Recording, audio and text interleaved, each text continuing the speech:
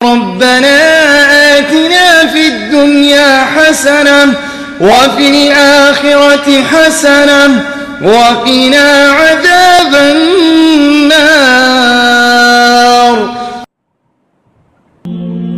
اور انسان اگر لاپرواہی میں مبتلا ہے، غفلت شعاری میں مبتلا ہے، دین بیزاری میں مبتلا ہے،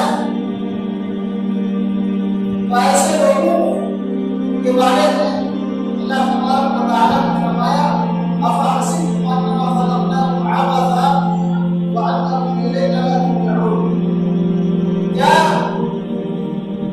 تم نے گمان کر لیا ہے کہ ہم نے تم کو یوں ہی عبث اور بیکار پیدا کیا ہے اور یہ کہ تم ہماری طرف دوبارہ لوٹائے نہیں جاؤ گے؟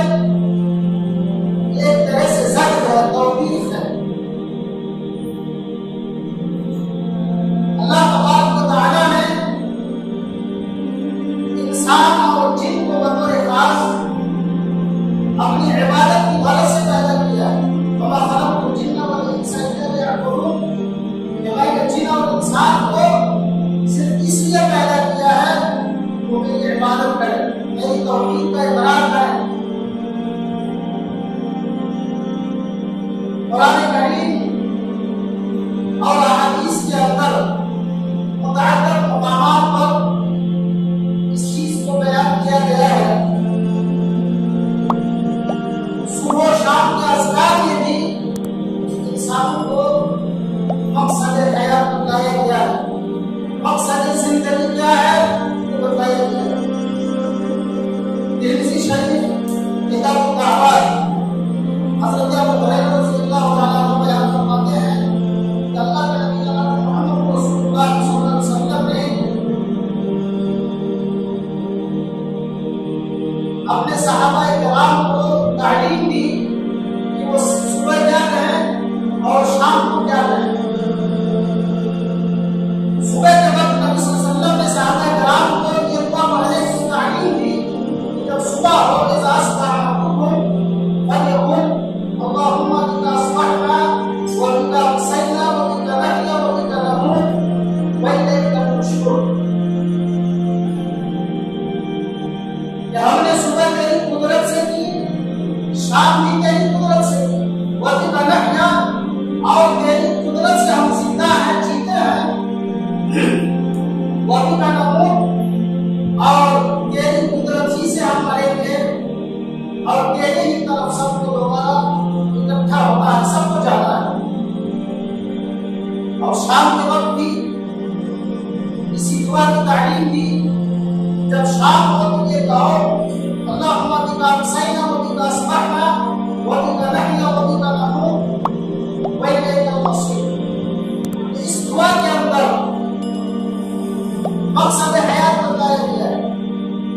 ایک مسلمان کی صبح، ایک مومن کی صبح اللہ تبارک و تعالیٰ کے لیے ہوتی ہے، شام اللہ کے لیے ہوتی ہے. زندگی ایک مومن جو گزارتا ہے یہ صرف اور صرف اللہ کے لیے، مرے گا بھی اللہ تبارک و تعالیٰ کی قدرت سے. یہی وجہ ہے کہ اللہ تبارک و تعالیٰ نے انسان کو عقل، شعور دیا، کھڑے کھوٹے کے درمیان تمیز کرنے کی صلاحیت دی، مفید اور مضر کے درمیان تفریق کرنے کی صلاحیت دی. کوئی سی چیز نقصان دہ ہے، کوئی سی چیز فائدہ مند ہے. اللہ تبارک و تعالیٰ نے فائدے اور نقصان کے درمیان، بھلے اور برے کے درمیان تمیز کرنے کی صلاحیت انسان کو عطا کی، عقل دیا ہے، شعور عطا کیا ہے اور دیگر مخلوقات کو اس کو فضیلت بخشی. وَلَقَدْ كَرَّمْنَا بَنِي آدَمَ وَحَمَلْنَاهُمْ فِي الْبَرِّ وَالْبَحْرِ وَرَزَقْنَاهُم مِّنَ الطَّيِّبَاتِ وَفَضَّلْنَاهُمْ عَلَىٰ كَثِيرٍ مِّمَّنْ خَلَقْنَا تَفْضِيلًا. ہم نے بنو آدم کو عزت بخشی، خوشیاں اور تحریر کی سواریاں عطا کی، پاکیزہ چیزوں کی روزیاں عطا کی. وَفَضَّلْنَاهُمْ عَلَىٰ كَثِيرٍ مِّمَّنْ خَلَقْنَا تَفْضِيلًا اور دیگر مخلوقات پر ان کو فضیلت دی، عزت دی، تو مکرم